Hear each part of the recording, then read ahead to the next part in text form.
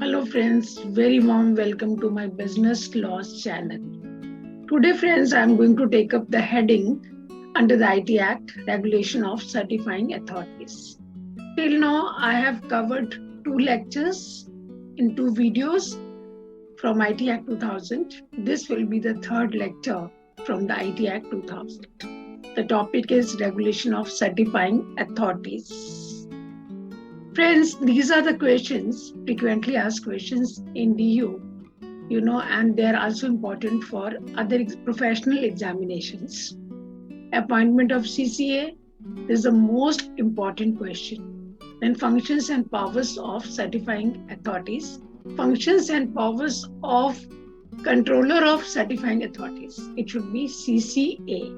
And then rules regarding issue of license, definition, role and duties of certifying authority, purposes and content of digital signature certificate, provisions relating to issue, suspension and revocation of digital signature, and meaning and duties of subscriber. So these are the various headings which I'm going to take up in this today's video. Very first heading is appointment of controller and other officers. Friends, the central government appointed the Controller of Certifying Authorities (CCA) on 1st November 2000. The Office of the Controller of Certifying Authorities has three main functional departments. First is the technology, second is finance and legal, and third is investigation. Each department has deputy and assistant controller who works under the superintendence and control of the Controller of Certifying Authority. So friends, now the question arises, CCA is appointed by whom? CCA is always appointed by the central government through notification in the official gazette. And then, through the same notification or subsequent notification, the central government may appoint deputy controller and assistant controller. Now, if the government decides to appoint deputy and the assistant controller, then assistant and the deputy controller will work under the superintendence and control of the CCA. And CCA will work under the superintendence and control of the central government.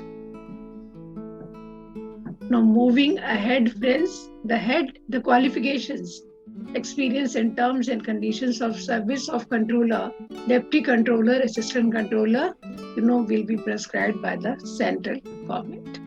The head office, branch office of the controller shall be at such places, as may be specified by the central government. And, they will be established at such places as the central government may think fit. And there will be a seal of the office of the controller. Now, what are the functions of controller of certifying authorities? These functions have been provided under sections 18 to 25 of the IT Act 2000. And now, friends, I'm going to take up these points. There are, broadly speaking, friends, there are four functions. The very first function is to act as regulator of CS. CA stands for Certifying Authority. The certifying authority, they are issued the license by the CCA. And they have the right, after getting the license, they become entitled to issue digital signature certificate or electronic signature certificate to the subscriber. And subscriber is a person in whose favor digital signature certificate is issued. Only after getting the license, from the CCA, CA becomes entitled to issue DSC or ESC. So the very first function of CCA is to act as a regulator of CS. They always regulate CS. There are a number of activities which are to be regulated by the CCA of the CS. First one is to exercise supervision over the activities of CS. All CA's activities are supervised by the CCA. To certify public keys of the CA, key pair is consisting of two keys. One is a public key, other is a private key. The public keys of the CAs are also certified by the CCA to lay down the standards to be maintained by CAs. CA is required to maintain some standards, and these standards are to be laid down by the CCA to specify the qualifications and experience which the employees of the CAs should possess. Now, CA has the staff, employees, okay?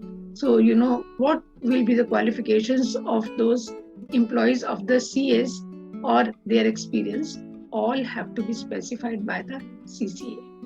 Then to specify the conditions subject to which the CA should conduct their business.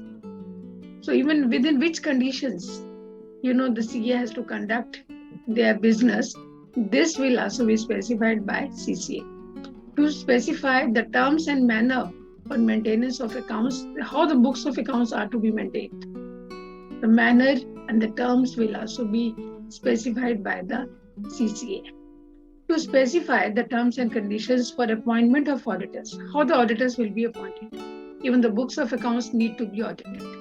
And will be the auditors, what will be their qualifications, how the books will be audited, what will be the conditions, what remuneration will be paid to the auditors. All these are to be decided by the CCA. Moving ahead, the next is to specify the form and the manner in which account shall be maintained. How the CA is going to maintain the accounts. Even the manner will have to be specified by the CCA. To facilitate the establishment of any electronic system by CA, either solely or jointly with other CAs, and regulation of such system. How this electronic system has to be established and how this needs to be regulated. Everything will be decided by CCA. To specify the manner in which the CA shall conduct their dealings with the subscriber. How the CAs are going to conduct their dealings with the subscribers. And already have defined who is the subscriber and who is the CA. There are at present 15 CAs in India. So to resolve any conflict has taken place between the CA and the subscriber. That conflict will be resolved by the CCA. To lay down the duties of the certifying authorities. The certifying authorities are required to perform some duties, and even those duties will be laid down by the CCA. To maintain a database containing the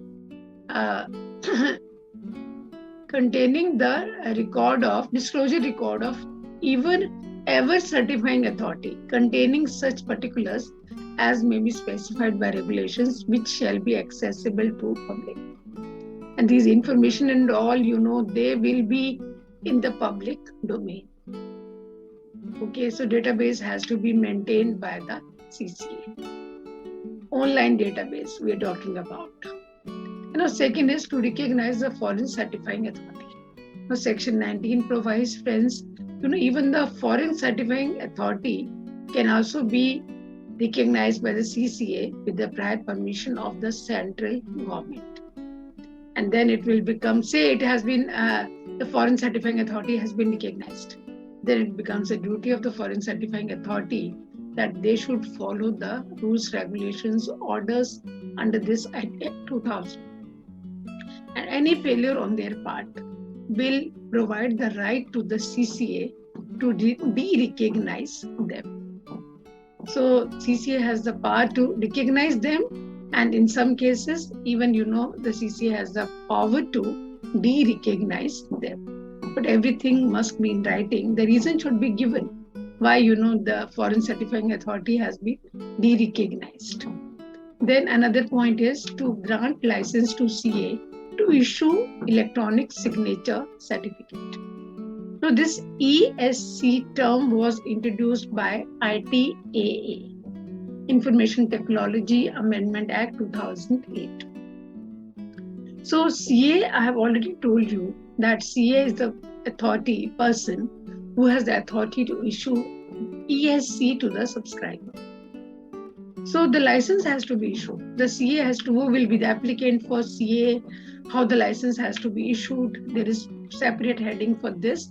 Under that heading, I will discuss all the provisions. So license has to be issued. If the application, when application is received by the CCA, And if the CCA has found the application is in order, all documents have been attached with the application, prescribed fee has also been submitted, then in that case the CCA will grant license to CA, which entitles a CA to issue electronic signature certificate in future. The next is to suspend license. As you know, CCA has the right to issue license. Similarly, the right is also available to the CCA to suspend license of CA. So there are certain cases where where there are situations, circumstances, where the CCA becomes entitled to suspend the license which is issued to CA. If at any point of time after giving the license to CA, CCA finds that some wrong information was given when application was submitted by CA, or some terms and conditions for the issue of license, they have not been fulfilled by CA, okay, or it is in the interest of the public that CA's certificate should be suspended, then in that case CA's certificate will be suspended, but proper reasonable opportunity should be given to the CA why his certificate license is being suspended. So friends, I've explained all the functions which are performed by CCA. This heading is very, very important from examination point of view, and sections are section 18 to 25. Now, the controller may suspend license if he is satisfied after making an inquiry that CA has, just now I've talked about suspension.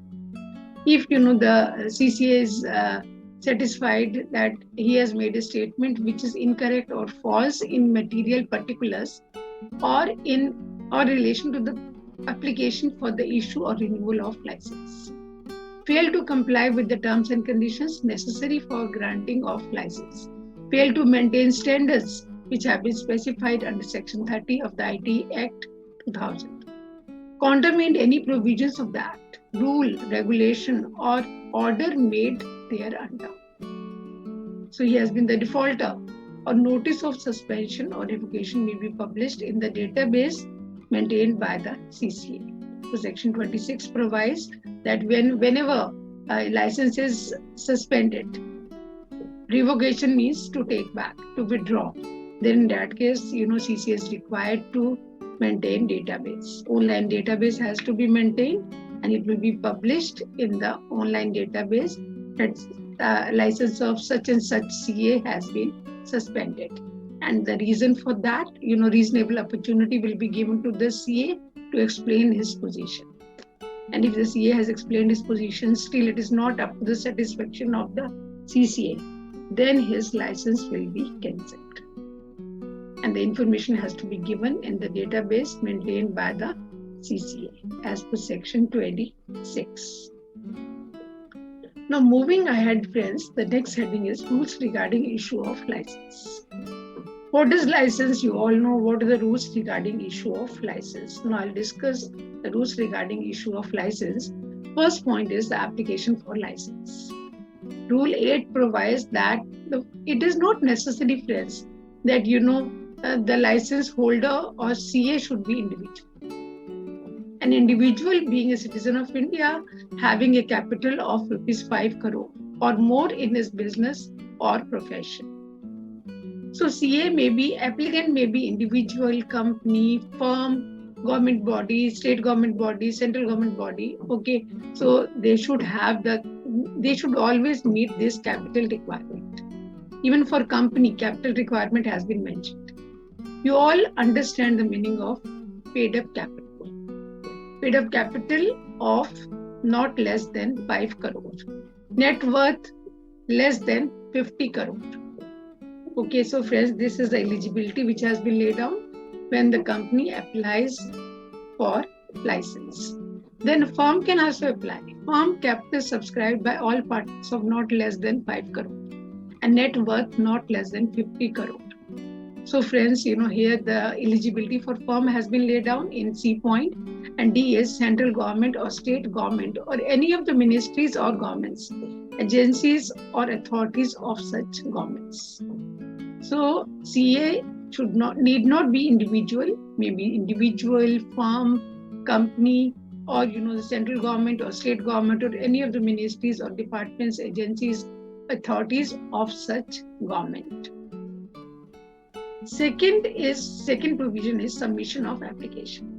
And now every application for the issue of license shall be in such form as may be prescribed by the central government and shall be accompanied by these are the documents which are to be enclosed with the application form.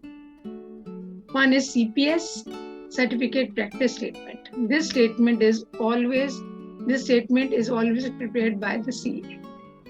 And this statement contains all rules, regulations, provisions, which are followed by the CA whenever CA issues or renews or revokes or suspends the electronic signature certificate to the subscriber.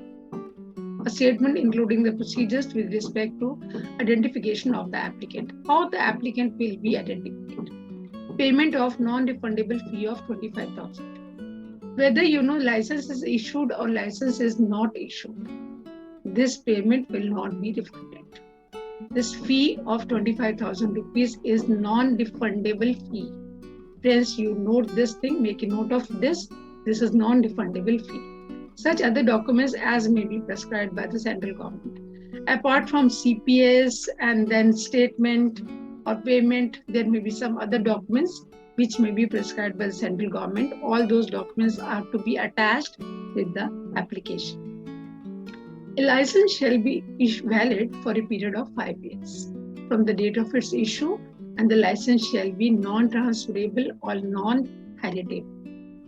So the period is 5 years from the date of its issue, and the license shall be non-transferable. It cannot be transferred from one person to another just by getting the consideration, and it will be non-heritable. A father has procured license. Now, it can only be used by the father. It cannot be used by the son or daughter. So this is the meaning of the term non-heritable. Then next point is renewal of license. An application for if the license has expired, say 5 years period is over, now it needs to be renewed. And form will be whatever form is prescribed by the central government. Again, a non-refundable fee of rupees 25,000 will be paid. Made not less than 45 days. Say the license is going to expire on 31st of March. Then before that, at least 45 days before that, the application should be given for the renewal of license. So all these rules should be followed regarding the license. The suspension of license. No certifying authority whose license has been suspended shall issue any electronic signature certificate during such suspension. So there are certain circumstances which I have already discussed. In those circumstances, if the license of CA has been suspended, then in that case, after that the license has been suspended, the CA is not authorized or entitled to issue electronic signature certificate, because now he is not entitled. Now his license has been suspended. So friends, these were the various provisions relating to the issue of license. Now the next heading I'm going to take up, that is a definition and role of certifying authority. You all know the meaning of certifying authority. Certifying authority has been defined under section 2(1)(g). Certifying authority means a person who has been granted a license to issue an electronic signature certificate under section 24. Already I have talked about this. You all know about the license, about the CA, and about the electronic signature certificate also. So friends, we talk about e-document. Already I have told you there are 15 CAs. And among 15 CAs, licensed CAs, CF Script Limited is India's first certifying authority. So all these 15 CAs names have been listed here. And one thing I would like to add, friends, that MTNL, ICERT, and TCS, and apart from this, NIC also, they are close certifying authorities. They were certifying authorities earlier, but at present, they are not acting as CS. That is why we call them, they are the close certifying authorities. Now, friends, the next heading which I am going to take up is duties of certifying authority. This is again a very important heading from examination point of view. Questions have been asked on this heading also. Describe the duties of certifying authority. So these are the various duties, which are to be performed by certifying authority, which have been mentioned under sections 30 to 34, the IT Act 2000. So the first duty is regarding to follow certain procedures regarding security system. This is digital. We talk about online certificates and all. So there are certain security, there are certain procedures which are to be followed regarding security system.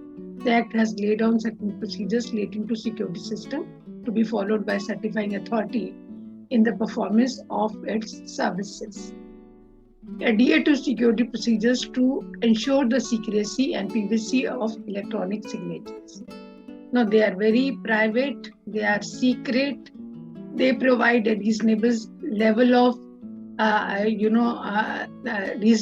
reliable services to be repository of all electronic signature certificates. Repository means, CA has to maintain online data of all electronic signature certificates which have been issued by the CA, issued or suspended or revoked by the CA. Observe the specified standards. As already have told you that these standards are to be decided by the CCA and they are to be observed by the CA. These must aim at achieving of 4 objectives of security system. CA knows a lot about the subscriber. Secret information. He should not disclose it. And then the information must be some important information which is non-secret, must be accessible. There must be consistency of information. And proper use of resources must be made. CA should not misuse, is not authorized to misuse the resources. So these are the various subpoints of the first main point. To ensure compliance of that, it is again the duty of the CA. CA's employees, officers, they should all follow the various provisions of that, order, rules, whatever. Proper compliance of the Act should be done not only by the CA, employees and the staff of CA also. To display its license. At the prominent place, CA is required to display its license. So the license should be displayed at the prominent place in his office, which he has received from the CCA. To surrender its license. If due to one reason or the other, CA's license has been suspended, then in that case, it becomes a duty of the CA that CA should surrender his license to the CCA to make certain disclosures. It is again the duty of the CA that he has to make certain disclosures which have been mentioned in the section 34 of the IT Act 2000. One is electronic signature certificate. It should be disclosed how many electronic signature certificate he has issued. This CPS stands for the statement which contains all provisions, all rules, regulations or practices which will be followed by the CA, when the ESC will be issued to the subscriber or suspended or revoked. So what guidelines he will follow? All these are to be laid down in the CPS. The notice of revocation and suspension of certificates of certifying authority. So say the CA has revoked the certificate of a subscriber or he has suspended. Then in that case, notice must be given. Proper opportunity must be given to the subscriber. Subscriber should be heard at least. must be told by the CA why his certificate is going to be revoked or suspended. What is the reason for that? Only after hearing that subscriber, the CA should revoke or suspend the certificate of the subscriber. Now moving ahead, the next is disclosure of facts materially and adversely affecting the reliability of electronic signature certificate. If there are certain facts which affect the reliability of ESC, that must be disclosed by the CA. Disclosure of adverse effects to affected person. Regarding the computer system, his computer system is going to be affected. Okay, then this fact also should be disclosed by the CA to the subscriber. So these are the various duties of CA which are to be performed by the CA under the IT Act 2000. Next is electronic signature certificate. This is again a very important heading. Question is asked, what are the rules regarding issue, revocation and suspension of electronic signature certificate? So you all know, friends, this ESC term, it was introduced by ITAA 2008. According to section 21 TB, electronic signature certificate means an electronic signature certificate issued under section 35 and includes digital signature certificate. So this ESC is a broader term. DSC is a part of ESC. Okay, so digital signature doesn't include electronic signature, but electronic signature certificate, they include digital signature certificate also. Digital signature certificates are the electronic equivalent of physical or paper certificates. There are basically three types of digital signature certificates: class 1, class 2 and class 3. So their digital signature certificates are issued for 1 or 2 years. And then, there are new DSC guidelines, or ESC guidelines we can say, which were issued by the CCA on November 26, 2020. Now, the class 2nd DSC have been discontinued with effect from 1st January 2021. Okay, so for all purposes now, it is a class 3 which will be used for income tax purpose, PF purpose, GST or ROC filing. ROC is Registrar of Companies filing, tenders. So, it is the class 3 certificate which will be used. Then purpose of digital signature certificate. So these certificates, they serve these 3 purposes. The first one is it verifies the authenticity of the originator. Who is the originator? Already, friends, I have already defined in my last video. Whether he is authentic or not, this has to be verified by the digital signature certificate. Otherwise, it is not paper-based. It is online, digital, high-tech. Digital message cannot be modified, altered or tampered with. It is authentic. The person will believe because, it is authentic message. They are legally admissible in the court of law. And nowadays, friends, this is one of the provisions of IT Act, that always digital signature certificate always acts as an evidence, and signer cannot repudiate his act subsequently. He cannot deny from his responsibility. Once he has sent the document, there is a proof that he has sent the document. So they are admissible in as evidence in the court of law. Then contents of digital signature certificate. These are the contents of digital signature certificate. Very common points are there. Every point is self-explanatory. Okay, signature algorithm identified. This is a software. Okay, friends, these are self-explanatory. I need not have to explain each and every point. And if you have any problem, any query, then you can always write in the comment section. Then moving ahead, friends, the next is procedures relating to digital signature certificates. Question is asked in the examination, describe the provisions relating to issue suspension and revocation of digital signature certificates. And these have been provided under Section 35 to 39 of the IT Act 2000. First is the issue of electronic signature certificate. So application has to be made.